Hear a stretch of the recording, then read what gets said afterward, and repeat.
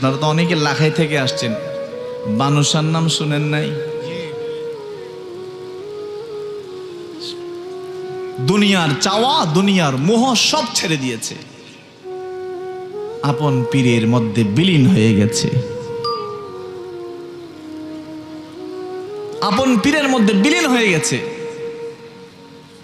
40 বছর হলো যৌবন দিল ফাঁকি, কোথায় রইল রঙ্গরূপ, কোথায় রইল রঙ্গরূপ, যতেক পরিপাটি ভানু বলে হায়, আর তো দেরি নাই, কোথায় গেলে পাবো তোমায়, কোথায় গেলে পাবো তোমায়, হাই রে হাই। আল্লাহু আকবার।